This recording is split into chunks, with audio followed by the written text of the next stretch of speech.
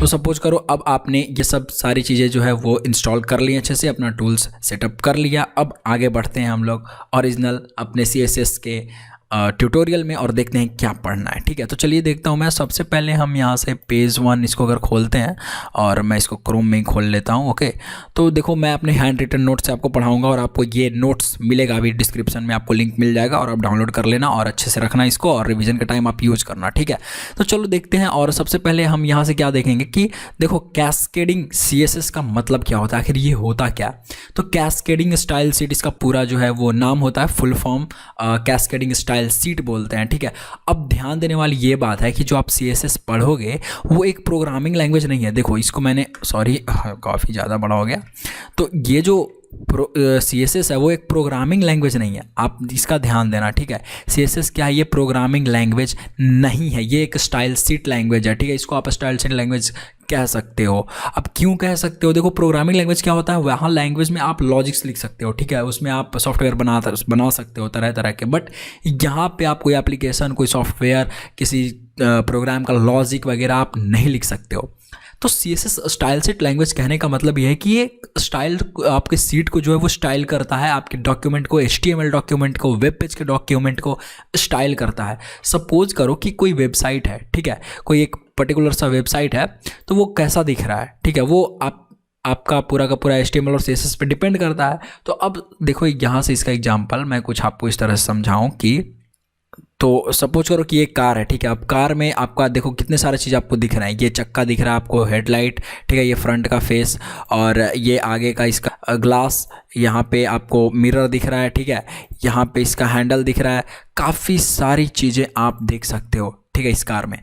तो अब जब एक वेबसाइट की बात आती है तो उसमें भी काफ़ी सारी चीज़ें होती हैं। ठीक है, जैसे उस वेबसाइट का कलर, उस वेबसाइट पे एक पर्टिकुलर वेबसाइट पे कैसा कलर है, ठीक है, क्या है। सपोज करो कि मैं एक google.com सिंपल सा google.co.in खोलता हूँ। ठीक है, तो जैसे ये गूगल खुल रहा है अभी, तो यहाँ पे देखो ये बटन दिख रहा है आपको, I am feeling lucky Google search, और ये अभी आज वीमेंस डे है तो उसका दिख रहा है आपको। और यहाँ पे देखो कुछ लिंक्स दिख रहे हैं आपको, यहाँ पे मेरा फोटो दिख रहा है जो कि जीमेल लॉगिन है इसलिए। तो अब बात आती है कि आखिर ये सब कैसे होता है। ठीक है, कैसे, कहाँ पे क्या चीज़ें आपको दिख रही है। सपोज करो इसका कुछ कलर है, तो ये जो CSS है ना, तो CSS कुछ ऐसा समझो आप कि कार तो आपने बना लिया, पूरा हार्डवेयर एक बार आपने उसका लगा दिया कि ये चीज़ें चाहिए, उसमें चक्का चाहिए, उसमें इंजन चाहिए, उसमें स्टीयरिंग चाहिए, उसमें मिरर्स चाहिए, उसमें हॉर्न चाहिए, उसमें काफ़ी सारी चीज़ें चाहिए। ठीक है, अब उसकी स्टाइलिंग करनी है, अब उस कार को आपको मॉडिफाई करना है। ठीक है, तो ये जो मॉडिफाई करने का काम होता है ना, वो CSS ही करता है। ठीक है, जैसे इस कार में आप मॉडिफाई कैसे करोगे, इसका कलर आप बहुत अच्छा कुछ इधर स्टिकर मरवा दो, ये कलर इसका चढ़ गया है। ठीक है, यहाँ पे मैं मैन्युफैक्चरिंग की बात कर रहा हूँ। ठीक है, और यहाँ पे ब्लैक कलर आप इसको पेंट करोगे, इस चक्के को थोड़ा शाइनी लुक दोगे। ठीक है, यहाँ पे हेडलाइट कुछ बहुत अच्छा सा शाइनी सा रखोगे, है ना। यहाँ पे आप इसको हल्का सा ब्लैक का टिंट दोगे। तो जो भी स्टाइलिंग की जाएगी इस कार में, तो ये सिमिलर है किसी भी वेबसाइट को स्टाइल करने के। ठीक है, और ये कैसे होता है, ये CSS से होता है। ठीक है, तो CSS क्या करता है, उस वेबसाइट को स्टाइल दे देता है, उस वेबसाइट को और एक अट्रैक्टिव और बहुत अच्छा एक लुक देता है। ठीक है, ताकि वेबसाइट पे जब कोई बंदा जाए, कोई कस्टमर जाए किसी के, देखो वेबसाइट क्यों बनाते हैं लोग, ठीक है, बिजनेस करने के लिए। ठीक है, और बिजनेस क्यों करेंगे, वो प्रॉफिट उनको करना है। तो वेबसाइट, अब उनको प्रॉफिट चाहिए वेबसाइट से, ऐप से, तो वो कोशिश करेंगे कि ज़्यादा से ज़्यादा बेटर आपको एक्सपीरियंस दे सकें, यूजर एक्सपीरियंस दे सकें। ठीक है, तो इसलिए उसके यूजर इंटरफेस को, एप्लीकेशन या वेबसाइट के इंटरफेस को बहुत ही अच्छा रखा जाता है, इसलिए आपको दिक्कत ना हो, आपको मज़ा यूज करने में, जैसे ये कार को देखने में आपको अच्छा लग रहा है, राइट। तो उस तरीके से एक वेबसाइट को भी बहुत अच्छा बनाने का कोशिश किया जाता है, और उसको मॉडिफाई करने के लिए क्या काम आता है, CSS। HTML से आपने उसका सारा चीज़ लिख दिया कि यहाँ पे हेडिंग चाहिए, इस लाइन पे पैराग्राफ चाहिए, इस लाइन पे मुझे लिस्ट चाहिए, अब जब बारी आई उसको कलर करने की, इसका हेडिंग जो है इस कलर का होना चाहिए, हेडिंग में मार्जिन होना चाहिए, हेडिंग में पैडिंग होना चाहिए, टेबल्स होने चाहिए, टेबल का कलर ये होना चाहिए। तो ऐसे सिचुएशन में CSS को काम में लेते हैं। आई होप कि आप अच्छे से समझ पा रहे होंगे कि CSS क्यों लेते हैं। तो बहुत अच्छा सा लुक देने के लिए, स्टाइल करने के लिए। सिंपल समझो यार कि एक लड़की है, ठीक है, तो लड़की हो गई HTML। अब लड़की के ऊपर मेकअप डाल दो, ठीक है बहुत सारा मेकअप डाल दो लड़की के ऊपर तो और सुंदर हो गई, सिंपल।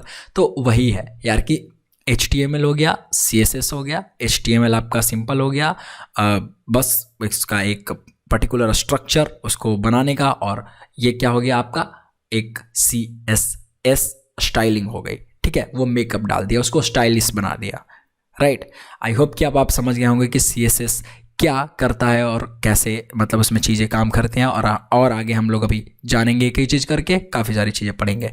नेक्स्ट जब हम देखें यहाँ पे तो इसकी मदद से वेब पेज का लेआउट या किसी HTML डॉक्यूमेंट की डिज़ाइनिंग की जाती है। ऑफ कोर्स अभी मैंने बात की वेबसाइट की, तो मैंने ये आपको पॉइंट क्लियर कर ही दिया कि इसकी मदद से वेब पेज, देखो हिंदी में लिखने का कारण है, हिंदी और इंग्लिश मिक्स करके लिखने का कारण ये है कि मैं चाहता हूँ आप लोग ज़्यादा से ज़्यादा लोग इसको समझ सको, पढ़ सको, ठीक है। अभी मैं पूरा का पूरा इंग्लिश लिख दूंगा तो हो सकता है कोई गाँव से देख रहे हो या फिर वैसे लोग देख रहे हो जो बहुत ज़्यादा इंग्लिश अच्छे से नहीं समझ पाते हो, होता है ऑफ कोर्स। और इसमें शर्माने वाली कोई बात नहीं यार, हिंदी हमारी मदर टंग है और हमको इसको बोलना चाहिए और प्राउडली बोलना चाहिए यार हमने हिंदी में जानबूझ के बनाया है, मैंने इसको हिंदी में और इंग्लिश में ऐसे लिख के जाके आप समझ सको अच्छे से ज़्यादा लोग समझ सकें और ज़्यादा लोग इस वीडियो का, इस ट्यूटोरियल का, हमारे चैनल का फ़ायदा उठा सकें, ठीक है। तो हम बात कर रहे थे इस पॉइंट की कि इसकी मदद से वेब पेज का लेआउट और किसी HTML की डिज़ाइनिंग की जाती है। मैंने आपको लाइन समझा दिया। और अब देखो CSS का यूज करके वेब पेज को रिस्पॉन्सिव डिज़ाइन दिया जाता है। अब देखो यार रिस्पॉन्सिव डिज़ाइन क्या होता है। देखो रिस्पॉन्सिव डिज़ाइन दिया तो जाता है, बट इसको जानना आपको ये जरूरी है कि रिस्पॉन्सिव क्या होता है। देखो जैसे अब ये बड़ा आपको दिख रहा है, इतना बड़ा, इतने बड़े स्क्रीन में, ठीक है। अब जैसे ही मैं इसको छोटा करूँ तो ये देखो अपने हिसाब से उसका हाइट, उसका जो टेक्स्ट का साइज है वो एडजस्ट कर लेगा। देखो ये आपको जो दिख रहा है ये वाला सेक्शन, देखो किस तरह से वो फोल्ड हो रहा है, ठीक है। देखना वो किस तरह से कम होगा। देखो अभी तक ठीक है, ये देखो चेंज हो रहा है, हुआ ना। तो ये ऐसे आपको इसको बोलते हैं रिस्पॉन्सिव डिज़ाइन, ठीक है।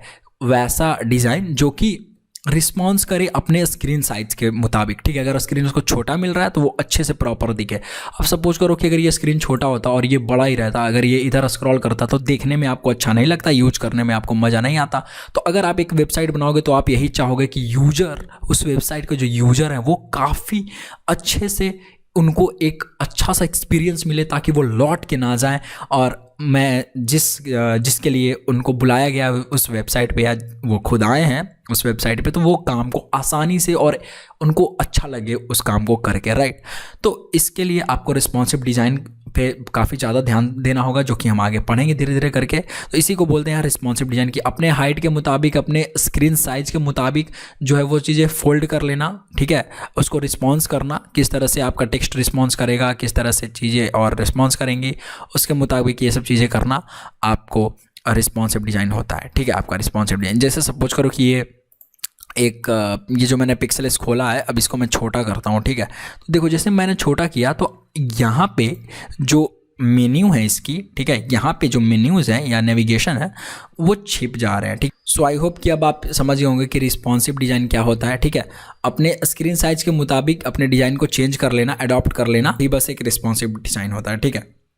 किसी भी HTML पेज को किस तरह से दिखाना है ये हम CSS से तय करते हैं, राइट। बिल्कुल सही पॉइंट है कि किसी HTML पेज को हम और अच्छे तरीके से कैसे दिखाएंगे, उसको कोड जो करेंगे वो सारा का सारा CSS में होगा, मतलब जो हम लिखेंगे वो CSS लिखेंगे।